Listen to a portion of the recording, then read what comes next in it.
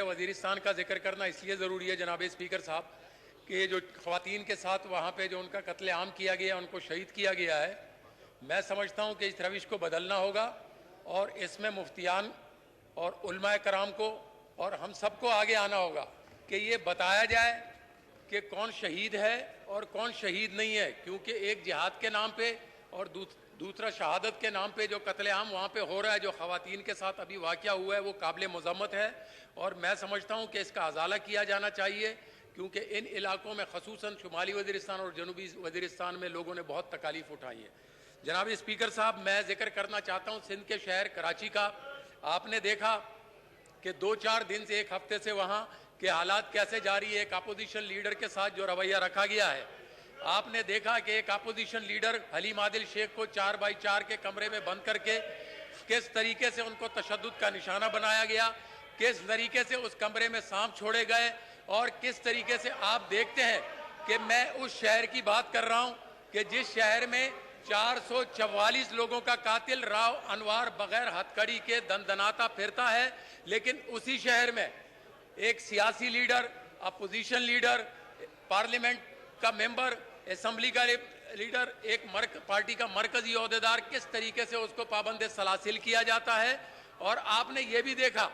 कि किस तरह सियासी रकाबत की बुनियाद पर वहां पे कार्रवाइयां की जा रही हैं। मैं अगर पूरे कराची का जिक्र करूं तो सैकड़ों नौजवानों के खिलाफ वहां पे FIR और मुकदमात दर्ज हो चुके हैं। लेकिन अगर आपको सिर्फ मैं PS 99 NA 242 का जिक्र करता चलूं तो 250 के करीब नौजवानों के ऊपर एक सियासी FIR बनाई गई है। जनाब स्पीकर, आपकी तवज्जो की जरूरत है। जनाब स्पीकर, जनाब स्पीकर, घर घर पर छापे मारे जा रहे हैं, नौजवानों को, औरतों के पर्दे को पामाल किया जा रहा है सियासी रकाबत की बुनियाद के ऊपर। और आपने ये भी देखा जनाब स्पीकर के उस शहर में कि जिस शहर में 25,000 के करीब नौजवानों को सियासी वाबस्तगी की बुनियाद पर कत्ल किया गया है, उस शहर में वहाँ के मुंतखब नुमाइंदों से सिक्योरिटी ले ली गई है। उस शहर में अगर कोई सरकारी कनेक्शन लगाता है, जैसे कि अभी कोरंगी के हल्के में हुआ है, हमारे एक MPA साहब है, उनके खिलाफ दरख्वास्त चली गई है राजा आजर साहब के खिलाफ, और वो FIR के लिए एक्सियन साहब ने जो है दरख्वास्त की है। मेरी आपसे गुजारिश है कि हलीम आदिल शेख के साथ इंसाफ किया जाए, तहरीक इंसाफ के नौजवानों के साथ इंसाफ किया जाए, कराची के वर्करों के और नौजवानों के साथ इंसाफ किया जाए।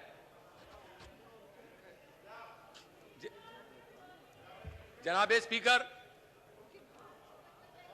स्पीकर, आपकी तवज्जो की जरूरत है। ये बड़ा अहम मसला है। उस शहर की बात कर रहा हूं जो 60 से ऊपर रेवेन्यू जनरेट करके देता है, लेकिन आप देख रहे हैं कि वहां पे कब्जा माफिया और अपने बहादुर बच्चों को किस तरीके से प्रोटोकॉल दिया जाता है। और दूसरी तरफ जब आप सियासी रहनुमाओं को देखते हैं तो आपके सामने अपोजिशन लीडर हलीम आदिल शेख की मिसाल मौजूद है, जिसे एक पुराने मुकदमे में पाबंद सलासिल कर दिया गया है। और मैं समझता हूं कि आप रूलिंग जारी करें, IG साहब को बुलाएं और IG जेल खानाजात को बुलाएं, ताकि उनसे बात बरस की जा सके। क्योंकि सियासी लोगों से, वहां के सियासी जो करते धरते हैं, उनसे पूछना, ये तो आपको मालूम है कि आपके सामने कि वो किस तरह के लोग हैं और कोई बात सुनने को तैयार नहीं है। मैं समझता हूं अगर यही रविश रखी गई और अगर यही तरीका है, क्योंकि हम जब पूछते हैं जनाब स्पीकर तो हमसे कहा जाता है कि हमारे साथ नैब क्या कर रही है, हमारे साथ मरकजी इदारे क्या कर रहे हैं। तो अगर ये बात है कि एक चोर के बदले आप 10 बेगुनाह लोगों के खिलाफ, 20 बेगुनाह लोगों के खिलाफ FIR काटते हैं, आप अपोजिशन लीडरों को पाबंद सलासिल करते हैं, तो फिर तो यह हमें कबूल है कि चोरों के खिलाफ कार्रवाइयां होगी, डाकुओं के खिलाफ कार्रवाइयां होंगी। उस मकसद से ना मरकज हटेगी, ना पाकिस्तान तहरीक इंसाफ के वर्कर और नौजवान पीछे हटेंगे। हम इसके लिए तैयार हैं फिर। लेकिन अगर आप समझते हैं कि राव अनवार जैसा 444 लोगों का कातिल दंदनाता फिरेगा, प्रोटोकॉल लेता फिरेगा, और हलीम आदिल शेख जैसे लोग जो इंसाफ के लिए उठते हैं, जो जालिमों के खिलाफ उठते हैं, उनको अगर आप पाबंद सलासिल करेंगे, उन पे आप सांप छोड़ेंगे, उन पे आप तशद्दुद करेंगे, तो पाकिस्तान तहरीक इंसाफ के नौजवान ये कभी कबूल नहीं करेंगे। और इसके खिलाफ आवाज़ भी उठेगी, इसके खिलाफ एहतजाज भी होगा। हमने बहुत बर्दाश्त कर लिया जनाब स्पीकर। हम आपसे उम्मीद रखते हैं, क्योंकि सिंध की हुकूमत आपके सामने है कि जिस तरीके का रवैया उन्होंने रखा हुआ है आम शहरियों के साथ, जिस तरीके का कत्लेआम होता है वहाँ पे, जिस तरीके से सियासी बुनियादों पर जो है वहाँ पे लोगों के खिलाफ जो है मुकदमात बनाए जाते हैं, और आप ये भी देखते हैं